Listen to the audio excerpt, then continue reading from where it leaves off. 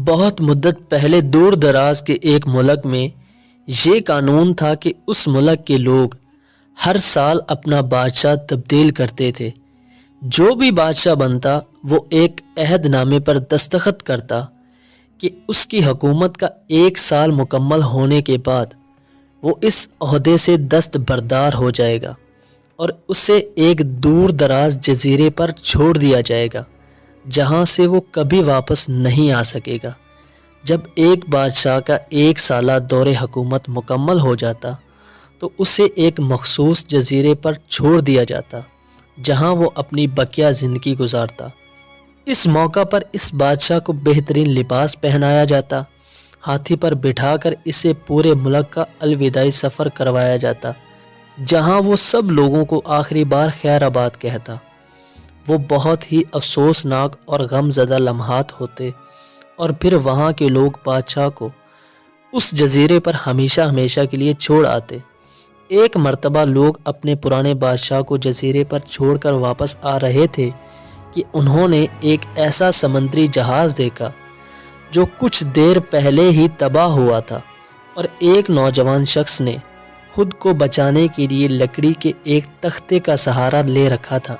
چونکہ ان لوگوں کو ایک نئے بادشاہ کی بھی تلاش تھی، لہٰذا انہوں نے اس نوجوان شخص کو اپنی کشتی میں بٹھا لیا اور اپنے ملک لے آئے اور اسے 1 سال کی حکومت کرنے کی درخواست کی۔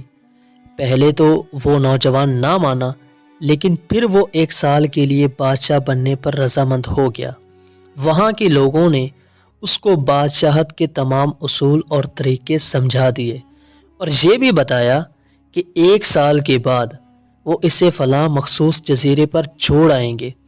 بادشاہت کے تیسرے دن ہی اس نوجوان بادشاہ نے اپنے وزیر سے کہا، مجھے وہ جگہ دکھائی جائے جہاں گزشتہ تمام بادشاہوں کو بھیجا گیا تھا۔ وزیر نے بادشاہ کی خواہش کا احترام کرتے ہوئے اسے وہ جزیرہ دکھانے کا اہتمام کیا۔ وہ جزیرہ مکمل طور پر جنگل تھا اور جنگلی جانوروں سے بھرا ہوا تھا۔ ان جانوروں کی آوازیں جزیرے کے باہر تک سنائی دے رہی تھیں۔ بادشاہ جائزہ لینے کے لیے تھوڑا سا جنگل کے اندر گیا اور وہاں اس کو پچھلے تمام بادشاہوں کے ڈھانچے پڑے ہوئے نظر آئے۔ وہ سمجھ گیا کہ بہت جلد اس کا بھی یہی حال ہوگا اور جنگلی جانور اس کو بھی چیر پھاڑ کر کھا جائیں گے۔ ملک واپس پہنچ کر بادشاہ نے مضبوط و توانا جسم کے 100 مزدور اکٹھا کیے۔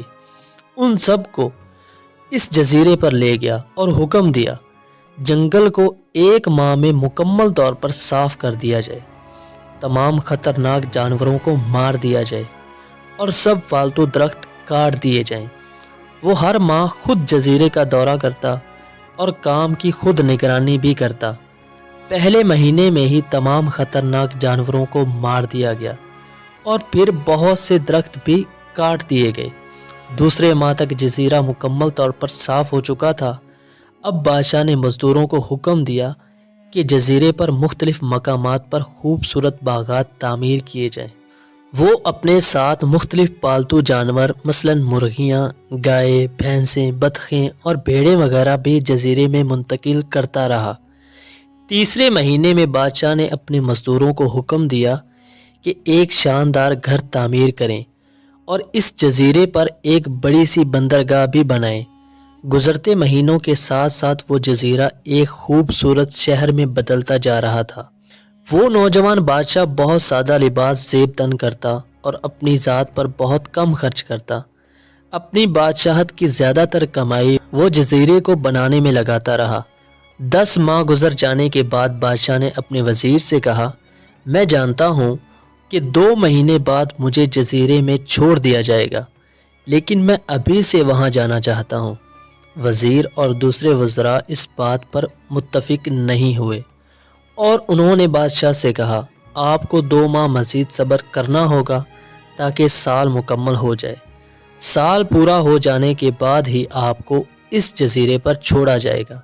بالآخر 2 ماہ مکمل ہو گئے اور بادشاہت کا 1 سال ختم ہو گیا۔ حسب روایت وہاں کے لوگوں نے اپنے بادشاہ کو شاندار لباس پہنایا اور ہاتھی پر بٹھایا تاکہ وہ اپنی رعایا کو خیر آباد کہہ سکے۔ خلاف توقع یہ بادشاہ اپنی الوداعی تقریب پر بہت ہی خوش تھا۔ لوگوں نے اس سے پوچھا، اس موقع پر تمام گزشتہ بادشاہ تو رو رہے تھے لیکن آپ ہنس رہے ہیں، آپ کے اس قدر خوش ہونے کی کیا وجہ ہے؟ اس نوجوان بادشاہ نے جواب دیا، تم لوگوں نے داناؤں کا وہ قول نہیں سنا، جب تم ایک چھوٹے بچے کی صورت میں اس دنیا میں آتے ہو تو تم رو رہے ہوتے ہو اور باقی تمام لوگ ہنس رہے ہوتے ہیں۔ ایسی زندگی جیو جب تم مرو تو تم ہنس رہے ہو اور باقی دنیا رو رہی ہو۔ میں نے ایسی ہی زندگی گزاری ہے۔ جس وقت تمام بادشاہ محل کی رنگینیوں میں کھوئے ہوئے ہوتے تھے تو میں اس وقت اپنے مستقبل کے بارے میں سوچتا تھا اور اس کے لیے کام کرتا تھا۔ میں نے اب اس جزیرے کو ایک ایسی خوبصورت قیامگاہ میں تبدیل کر دیا ہے جہاں اب میں اپنی باقی زندگی نہایت چین اور آرام و سکون سے گزار سکوں گا۔